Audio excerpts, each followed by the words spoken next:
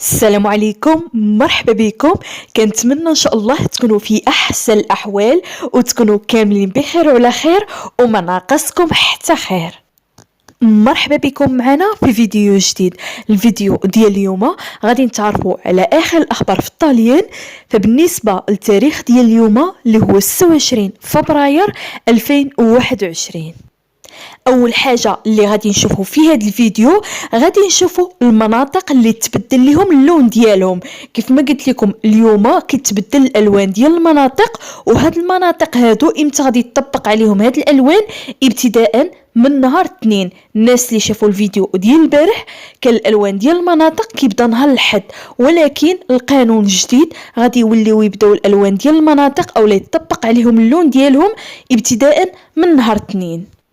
حاجه اخرى اللي غادي نشوفوا في هذا الفيديو، غادي نشوفوا المناطق اللي غادي تسدوا فيهم المدارس ابتداء من نهار اثنين بسبب السلاله البريطانيه اللي قال لك كتقيس الوليدات الصغار عكس كورونا اللي ما كانتش كتقيسهم او ما كانتش كتاثر على الوليدات اللي قل من 14 سنه.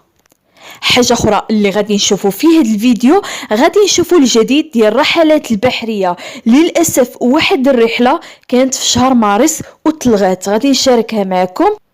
حاجه المهمه اللي غادي نشوفوا في هذا الفيديو، غادي نشوفوا الباسبور ديال التلقيح اللي غادي يولي مطلوب في المطار. اليوم كيخرج الاتحاد الاوروبي وكيقول بان الباسبور ديال التلقيح غادي يكون موجود من هنا 3 شهور، يعني تقريبا في الصيف غادي يولي مطلوب الباسبور الصحي.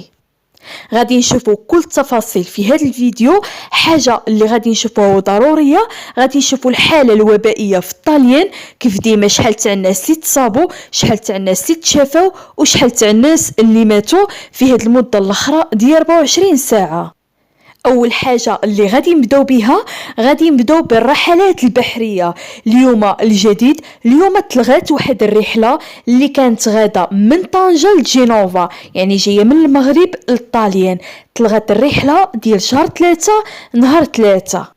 ودائما نفس الميساج. فبالنسبه للناس اللي باغيين يتصلوا بهم، حاطين لكم الرقم اللي هو 010 20 94 599. اما بالنسبه للناس اللي باغيين يرجعوا الفلوس ديالهم من هنا ل 31 في شهر 5 او يغيروا التاريخ ديال الرحله. اما بالنسبه للرحلات الجويه، حاليا كل شيء خدام في المطار، يعني الرحلات الجويه كاينه، ولكن من هنا لغدا ما غاديش نعرفوا اشنو كاين. خصوصا ايطاليا بداو كيتزادوا فيها السلاله البريطانيه وبداو كيتسدوا فيها المدارس. وكيف ما قلت لكم في الفيديو ديال البارح، السلاله البريطانيه في ايطاليا تزادت بنسبه ديال 33%. يعني القضية ما هياش، حيت المغرب سد الحدود ديالو مع الدول الأوروبية اللي انتشر فيها المرض بزاف، خصوصا السلالة البريطانية. حاليا الرحلات الجوية مع إيطاليا كاينة، ولكن من هنا السيمانة الجاية ما غاديش نعرفوا اشنو كاين. ودابا اجيو نشوفوا المناطق اللي تبدل لهم اللون ديالهم واللي غادي يبداو ابتداء من 1 مارس اللي هو نهار 2. اول منطقه اللي كانت في المنطقه الصفراء، وابتداء من 1 مارس غادي تدوز المنطقه البرتقاليه هي لومبارديا. ثاني منطقه اللي غادي تدوز المنطقه البرتقاليه هي بيومونتي، حتى هي غادي تبدا ابتداء من 1 مارس. ثالث منطقه اللي غادي تدوز المنطقه البرتقاليه هي ماركي، حتى هي غادي تبدا نهار 1 مارس. ودابا غادي ندوزو نشوفوا واحد المنطقه اللي كانت في المنطقه البرتقاليه وغادي تدوز المنطقه الصفراء اللي هي ليغوريا، اللي غادي تدوز المنطقه الصفراء ابتداء من نهار 2 يعني 1 مارس. ودابا غادي ندوزو نشوفوا المنطقه للاسف اللي دازت المنطقه الحمراء اللي هي بازيليكاتا، دازت المنطقه الحمراء وغادي تبدا ابتداء من نهار 2 اللي هي 1 مارس. فهادو هما المناطق اللي تبدل لهم اللون ديالهم. فبالنسبه للمناطق اللي ما ذكرتش، كل منطقه غادي تبقى في اللون ديالها، بحال ايميليا رومانيا كاينه في المنطقه البرتقاليه غادي تبقى في المنطقه البرتقاليه. ودابا غادي ندوزو نشوفوا المدارس اللي غادي تسدوا ابتداء من نهار 2.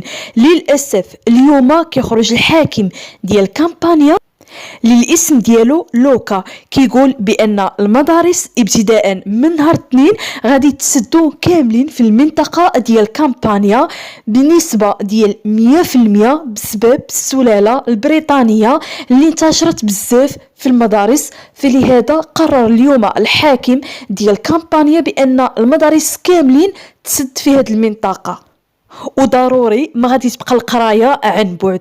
يعني السلاله البريطانيه كيف ما قلت لكم بدات كتنتشر بواحد السرعه اللي كبيره في الطاليان.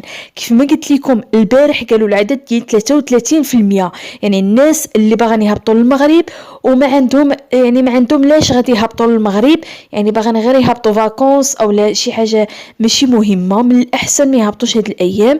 يعني في اي لحظه غادي يسمع المغرب بان ايطاليا بدات كتزاد فيها السلاله البريطانيه، والمغرب كيسد الحدود ديالو على الدول الاوروبيه بسبب السلاله البريطانيه باش ما تدخلش المغرب. هادشي علاش خايفين المغرب. ودابا غادي نجيو نهضروا على الباسبور ديال التلقيح او الباسبور الصحي اللي غادي يولي مطلوب في المطار. فاليوم خرج الاتحاد الاوروبي وكيأكد بان الباسبور الصحي غادي يكون موجود من هنا 3 شهور، يعني غادي يكون موجود من هنا للصيف. علاش داروا هذا الباسبور الصحي؟ اول حاجه قال لك باش نقضوا القطاع السياحي، يعني باش يحركوا شويه السياحه.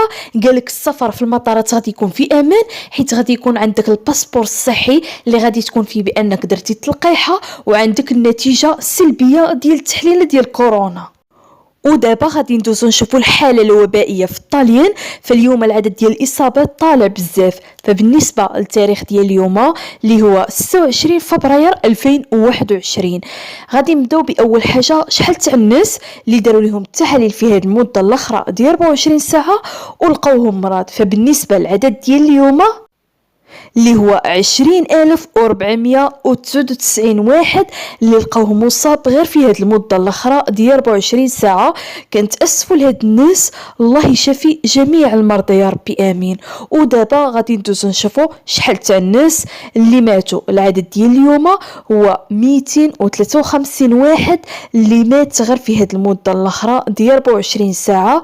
اما بالنسبه للعدد ديال الشفاء الحمد لله العدد هو 11,714 واحد اللي تشافى اليوم غير في هذه المده الاخرى ديال 24 ساعه. كنتمنوا لهاد الناس اللي مرضوا حتى هما يتشافوا، والله يشافي جميع المرضى يا ربي امين. الله يرحم جميع الموتى المسلمين يا ربي امين. من هنا غادي نكون وصلنا نهايه الفيديو. كنشكركم على التتبع ديالكم، كنشكر اي واحد شارك معنا في القناه، وكنقول لكم احبكم جميعا في الله. تلقاو ان شاء الله فيديو جديد واخبار جديده. احبكم جميعا في الله.